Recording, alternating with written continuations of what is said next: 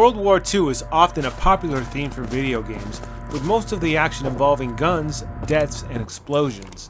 Indie developers PolyAmorous aim to turn the genre into something more mysterious with Paradise Lost. Released in March 2021 for PC and all consoles, Paradise Lost is a mysterious walking simulator that mixes a whole lot of exploration with light puzzle elements in an attempt to tell a story based around the notion that World War II never ended.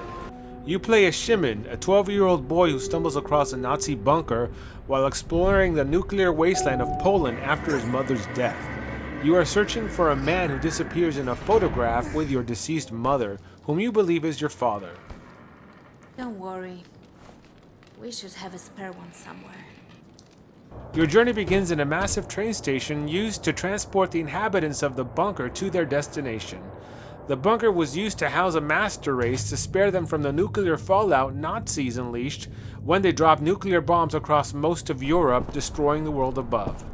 At its core, Paradise Lost is a walking simulator that takes you through the eerily quiet remains of the abandoned bunker. You eventually discover that you are not alone, and befriend a mysterious voice who you come to know as Ewa. Is that you? Say something. He turned it on. Turn what on? What are you talking about? Together, you open doors and read several documents that give you a sense of what happened in the bunker. The game is a slow burn, and if you are the type of gamer that has patience and likes to wander around scenic set pieces searching for items, then this is the game for you.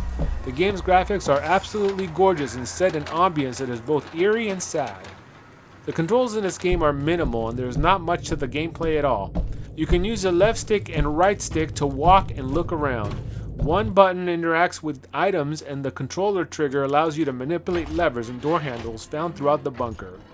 The game forces you to walk a linear path, which is expected of a walking simulator, but also lets you wander around the area looking at the several details each room has to offer. The developers of this game put a lot of time and effort into putting small details into the game to breathe life into the story, and their details make you feel like life did indeed flourish under the cold and desolate bunker.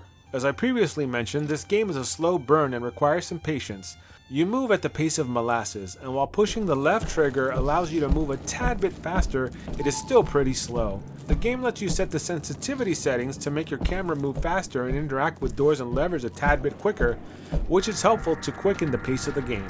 Paradise Lost consists of 5 levels that coincide with the stages of grief, including denial, anger, bargaining, depression, and acceptance. Each stage is filled with documents to read that will help you make sense of what happened at the bunker and give you a clue on where to go next.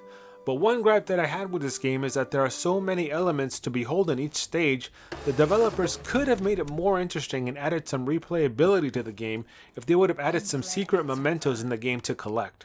The sound and music in the game are well placed, but the voice acting was not good. That's good. At this point, I don't really know, Shimon. What I do know is that I was really upset when I told you to leave. It seemed that the voice actors were reading off of a script and didn't sound natural to me at all. I think this may be because they were speaking English with a heavy accent, but I know a lot of people who have accents that speak more natural than the voice actors did in Paradise Lost. Paradise Lost is an extremely short game and it took me roughly 5 hours or 1 hour per stage to complete my playthrough. If you are into history and walking simulators, I recommend giving Paradise Lost a go. The game can be purchased for under $10 on all consoles and PC. If you enjoyed this review, give it a thumbs up, drop a comment, and don't forget to subscribe to the channel.